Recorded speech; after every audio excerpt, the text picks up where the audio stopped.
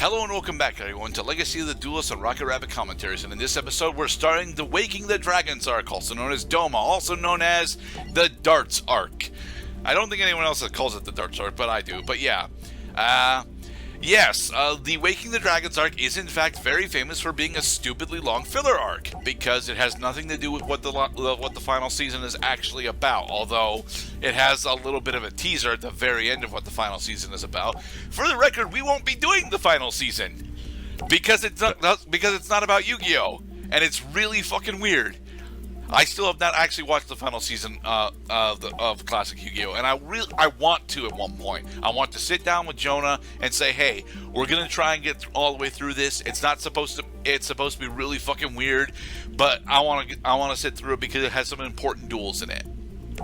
But yeah, this is the Doma faction, called so because I don't know why the fuck they're called Doma actually.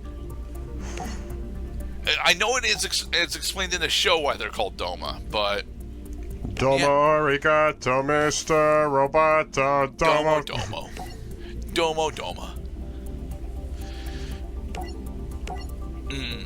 Alright, so this is our new suite of villains. We have Raphael, the cool one. We have Valen, the broody one, and we have Alistair, the one that ends up being everyone's fetish fuel, as well as Mai. Yay. Yeah, Mai beat Pegasus off screen, which, you know, I didn't mean it like that, Mr. Cloud. Now that you said it. Anyway, Mai defeats Pegasus and uses the power of the Orichalcos in order to steal his sword. And then we get exposition from Pegasus's Toon Castle in America via videotape, because that is the time period that the show takes place in, about what the fuck is actually going on. Anyway, Joey versus Mai. You may recall that this original duel ends up in a draw, specifically because Joey and Mai don't know how to read their fucking cards. Oh, wow, look at this blast from the past. Fiber Jar. Yeah, we actually have a copy of Fiber Jar. Thankfully, we don't actually have to play it, but it's really tempting to play it. Fiber Jar is still banned, right? Yeah, Fiber Jar is still banned because its effect takes 10 minutes to resolve. Yeah. This again, like it's been quite some time since I've been in a Yu-Gi-Oh tournament.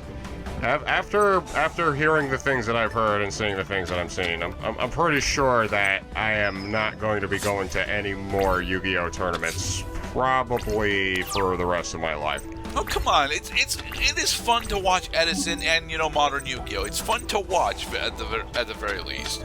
Okay. Damn it, Joey! Why are you still running Battle Warrior? Watch the game, huh? Just watch the game. Just sit and wait for your opponent to. So you're telling me that it's okay that I sit on my ass and do nothing, but watch my opponent move a bunch of cards around for a minute and a half, and then I take my 20-second long turn, and then he gets another minute and a half to explain to me why I lose the game. That's preferable to resolving effects like Cyber Jar and Fiber Jar? Cyber Jar, no. Fiber Jar, yes. Because Fiber Jar effectively resets the entire fucking duel, and it takes 10 minutes to resolve because of it.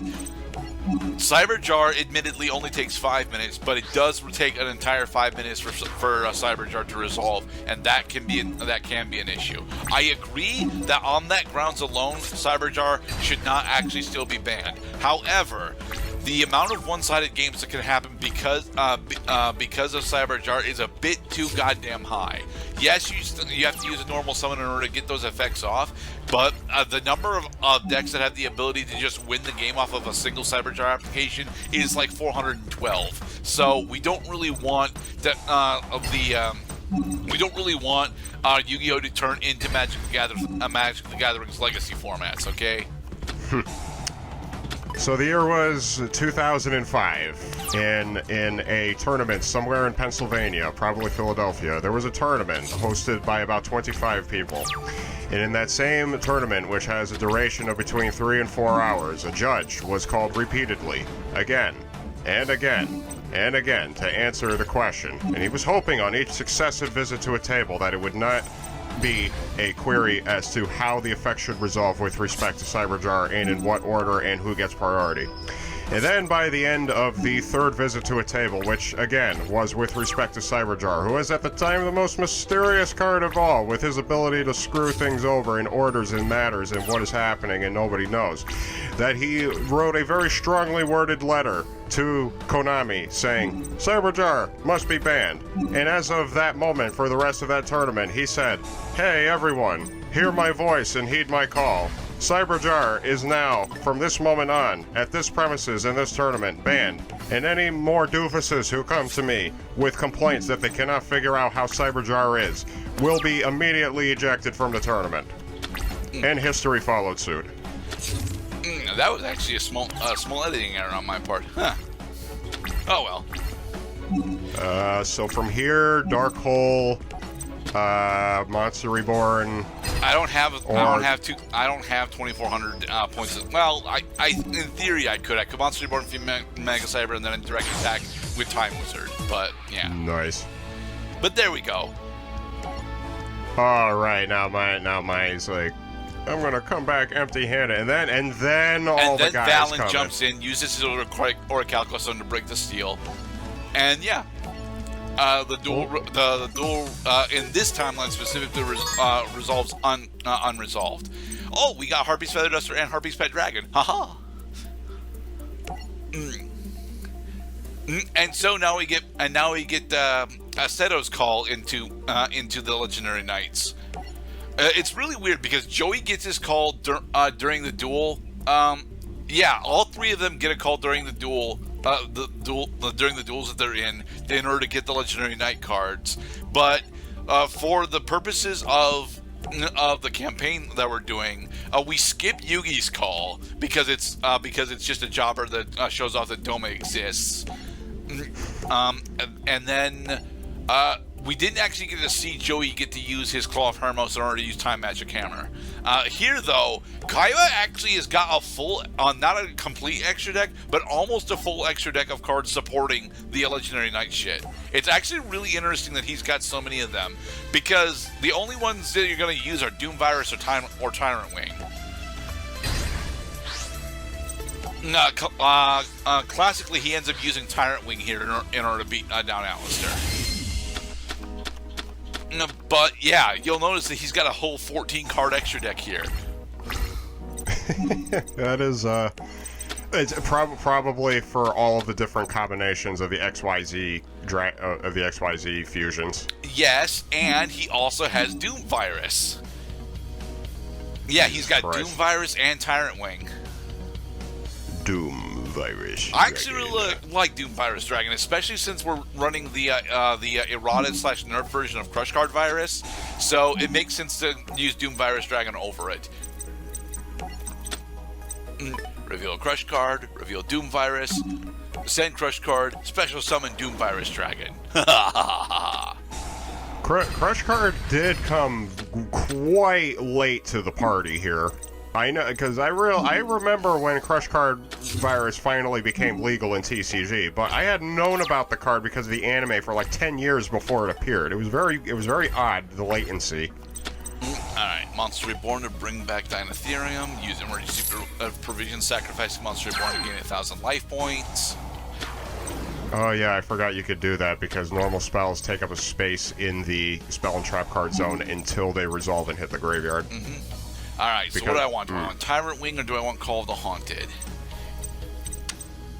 Now we're grabbing Tyrant Wing. Okay.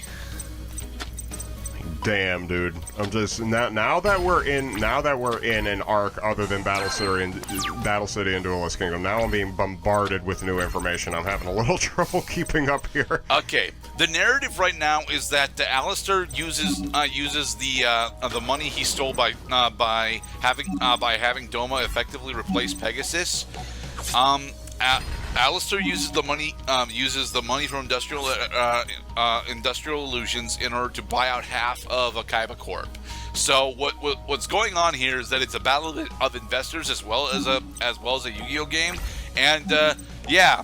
During the fight, Seto Kaiba gets called on by the realm of monsters in order to be one of the 3 legendary knights. And so he is gifted its Fang of Proteus. Yeah, he gets the Fang of Proteus. And the Fang of Proteus allows Kaiba to turn any of his traps, any trap in his possession into a specific monster card. But the only fusions that we actually see Kaiba do are Doomvirus Dragon, Tyrant Winged Dragon, and I think those are the only two that we see him actually perform with Fang of Proteus. I think that there's another one that, Mirror Force Dragon. Mirror Force Dragon is another one that we know exists, but I think it's Yugi that ends up casting it during the duel with darts. I don't suppose they made like a Magic Cylinder Dragon. They or did a not make Trap Magic Hole Dragon. Cylinder Dragon. No. Well, how about a Reinforcements Dragon? No, they did not make a Reinforcements Dragon. Damn it. These were all very specific plot cards. And they're still really cool, mind you, but because they were very specific plot cards, they never actually expanded on the Legendary Knights archetype all that much. So I finally get the joke with Industrial Illusions logo being just I subscript 2, because Pegasus was known for the Millennium I. No. Oh, we got Tactile Espionage Expert, which is a terrible card. All right. Are you guys ready to have us get our ass kicked by a significantly newer archetype? Because Joey is still running a copy of Battle Warrior, and Battle Warrior doesn't do shit in modern Yu-Gi-Oh! So he's not going to live this down. I'm going to keep complaining about this because I fucking hate that it's here. He could have any other normal warrior monster in his deck, even Kojikoshi, which he summoned once. It would make more sense than fucking Battle Warrior. Actually, no. Joey summoned Kajikoshi 2 times during the anime. The thing is that every time he summoned Kajikoshi, he did not acknowledge... nobody acknowledged Kajikoshi by name. He was just a moot point that he was a monster that was inferior to the monster that destroyed it in battle. It was actually quite funny how that petered out. Okay. But the big thing that this duel is trying to do from the anime specifically is have Joey and Valen do the armor Sentai fight. The problem being, of course, is that we at this point in the Yu-Gi-Oh's release, we still had not gotten physical releases of the armor cards. So the archetype that Valen ends up using instead is Deskbot. And oh my fucking god, is this archetype busted in comparison to what Joey's got? Deskbot 1. Deskbot 4. 3. Deskbot 3. Yeah, especially with the Seal of Orichalcos buffs. Oh yeah, Deskbot is actually a really fucking powerful archetype. For the record, Seal of Orichalcos did eventually get a physical print that you could, in theory play with. The problem is, at the very bottom of the card, it says, this card cannot be used in a duel. Yeah. He's Sakuretsu armored by Time Wizard, Mr. Cloud. Jesus. That was vengeance. Yeah. But because he's Sakuretsu by Time Wizard, we're dead. Because now he's just gonna get all of his bots back? He's not gonna get all of his bots back, but he's gonna get most of his bots back. And with the ability to get most of his bots back, yeah, I have no monsters in my hand. I've got 2 copies of this ritual spell that I can't cast, because I don't have the corresponding ritual monster. I have 3 copies of this ritual spell I can't cast, because I don't have a ritual monster. And yeah, Joey, I think this version of Joey's deck is running Manju, but I didn't open with it, so I don't get to see my ritual monster. The ritual monster in question is Lord of Red, and it is actually a very powerful ritual monster in theory, if any of the Despots actually had activated condition effects. Thing is, only one of them does, and it's during the damage step. So Lord of Red can't kill that. Oh, and one of the really cool things about Seal of Orichalcos is that it has an attack lock clause specifically for your lowest attack power monsters. So in instances like these, when Valen has 2 monsters of the same attack value, Seal of Orichalcos protects them both. So am I to understand that did they really reprint Alligator Sword with a description in the flavor text that was written as though Joey had like spoken into a microphone, and then that's what that's what the I'm not sure if Alligator microphone Sword got app that, had but resulted. I do recall that there were. God damn it, Battle Warrior! He's a warrior that fights with his bare hands. I do recall that one vanilla monster from Joey has gotten a similar treatment like that. At least I believe so. Thing is, I'm not sure which one. I want to say it would have been Swordsman of Landstar. It may have been Baby Dragon though. Jeez, we take one step out of the Little Leagues, and then suddenly we're getting flooded with monsters.